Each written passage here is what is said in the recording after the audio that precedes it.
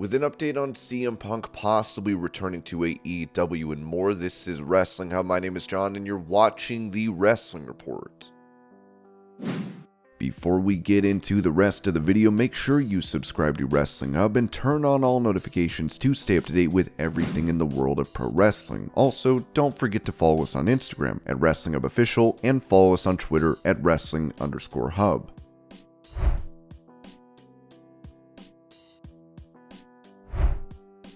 Explaining why the Gunns won the AEW tag title on Dynamite last night, Dave Meltzer said on Wrestling Observer Radio, the Gunns versus the Acclaimed, that was just a finish to make the baby faces chase. You know, the Acclaimed had beaten everybody. It was time for them to lose. Granted, would you have gone with the Gunns? But that's the Billy Gunn storyline they're going with.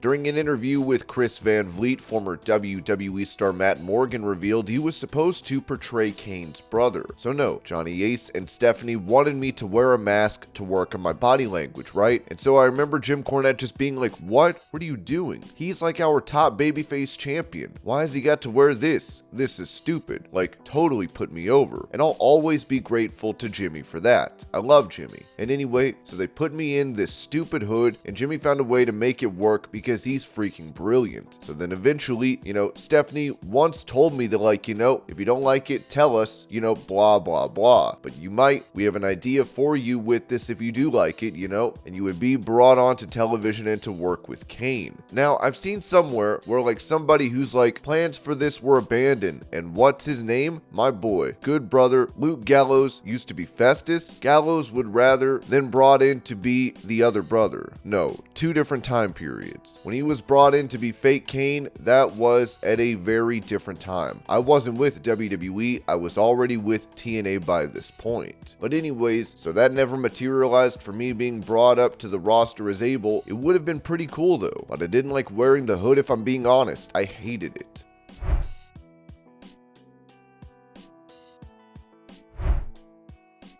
Recalling his We the People gimmick with Jack Swagger in WWE, Dutch Mantell noted how Alberto Del Rio's ring announcer and manager Ricardo Rodriguez thought he was actually racist, saying on his podcast, he told somebody, he said, he's really racist. I went, what? Because we sold him that we hated Mexicans. So that's doing your job if you can convince the people you work with that you're really racist, because I'm not racist. I hate racist people. I hate them. I only hate two types of people, racists and Mexicans. That's a joke, people. A lot of our whole push was based on immigrants sneaking across the border. Vince loved that. They would tell me sometimes in this interview, do the little sneaking across, and he said, always roll those R's when you say Alberto Del Rio.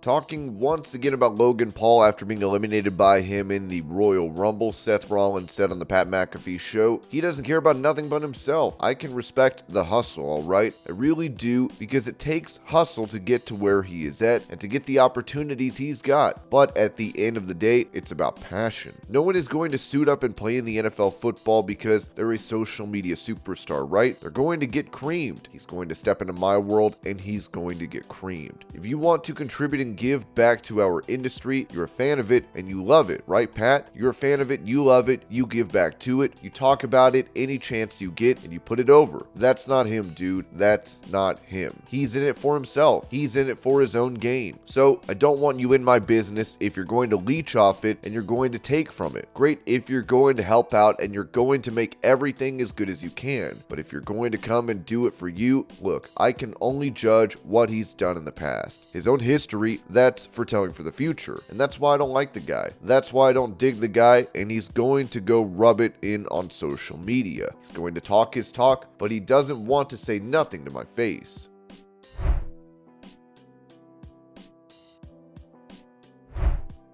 Speaking about going into media rights negotiations, AEW President Tony Khan told Uprock Sports, I expect big increases in the rights for the AEW programs, and we're on a good pace to make a very lucrative deal for the AEW media rights going forward. We've done 174 episodes of Dynamite, 80 episodes of AEW Rampage. Our 17th pay-per-view event will be March 5th in Revolution, so we've done hundreds and hundreds of hours of AEW content in our library. I also purchased Ring of Honor last year, which is is a great promotion with over 20 years of history, thousands of hours of video in their library. So overall, AEW has access to so many great wrestling events, including some events that are widely considered to be some of the best wrestling events of all time. There's a lot of interest in this library, as well as the new weekly content we continue to produce each week, and I do think there's a lot of demand for the library, and it makes a lot of sense for us to try to make that AEW library available to fans all over the world on demand.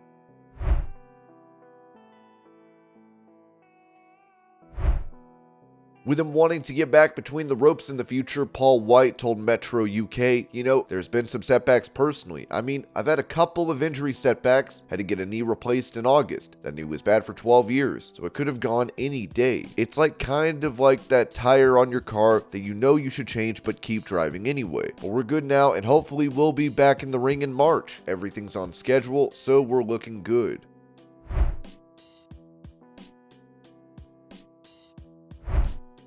When it comes to the promo segment on Raw between Cody Rhodes and Paul Heyman, Dave Meltzer said on Wrestling Observer Radio, this was done because they were well aware of how hot the Sami Zayn thing is, and it was imperative to not have this WrestleMania main event angle feel secondary. So they knew going in that they had to do something, and they did. It's very important to the entire company that the Cody match is not the secondary match, but it's also important that people don't look at it as a competition between the two of them, Rhodes and Zayn, and then the people get behind Sami Zayn, and then that screws up Cody as a babyface. Ringside News additionally noted that Michael Hayes was responsible for the physicality, as slight as it was, between Cody Rhodes and Paul Heyman during their segment on Raw this week. He had nothing to do with what they said, although that physicality was very important to the storytelling.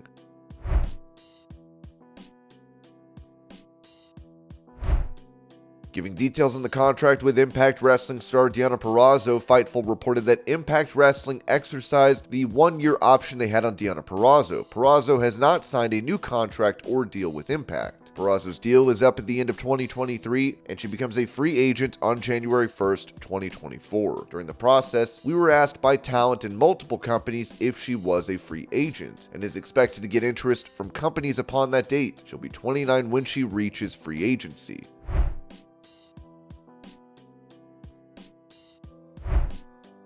Revealing what he told Bray Wyatt during the 30th anniversary episode of Monday Night Raw, The Undertaker said on Sportsnet's Tim and Friends, I just let him know too that, my phone's always on, and if he needs to talk to me about things or run things by me, that's cool. I would be more than glad to share my experiences with him and hopefully shine some light on maybe questions that he has moving forward. So yeah, it was a cool moment, and it did exactly what I thought it would do. Taker also touched on similarities between himself and Wyatt, as he said, there's obviously a huge amount of comparisons between his character and mine. He's his own guy. He's his own character. I don't think it's fair to him to compare what he does to what I did. In the big scheme of things, it's in the same supernatural genre, but it's 2023 and he's doing his own thing. But I can see what he's trying to do.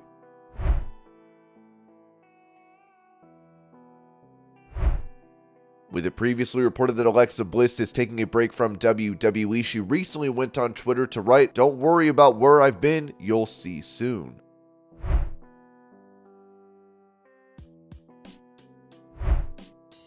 On his 83 Weeks podcast, former WCW President Eric Bischoff talked about comparisons between the Bloodline angle and the NWO, saying, the truth is the Bloodline story in terms of a storyline and the ingredients and the elements and the discipline and the structure and the nature of it is a far better story than the NWO. Will it have the same impact on the industry as the NWO did? Probably not, but that has a lot to do with timing. There are so many things that made the NWO work, including Hulk Hogan turning heel, by the way. There were so many things that were just a moment in time that helped propel that storyline at that time that you can't replicate that today.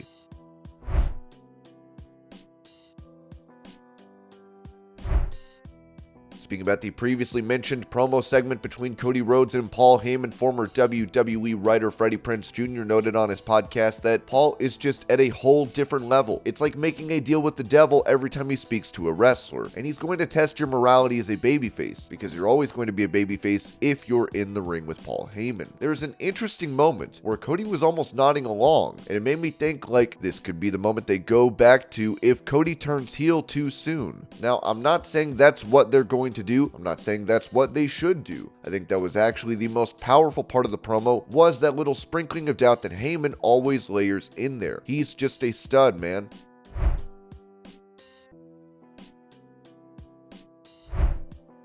On Wrestling Observer Radio, Dave Meltzer gave a status update on former AEW champion CM Punk, saying they're lacking in that babyface position, something fierce. They had a shot with MJF, obviously they did the double cross on that, and MJF was great as a heel tonight, but they don't have the guy. Punk's not going to be the guy either. I know some people might say, well, Punk's coming back. Punk may come back. He will be available to come back if they want to use him in a couple of months. It's not like it's so far in the future. And of course, if they were to bring Punk back, that opens up a lot of other issues that we can talk about another day. And this was your Pro Wrestling News Update. I hope you're all having a great day. Thank you so much for watching, and I'll see y'all later.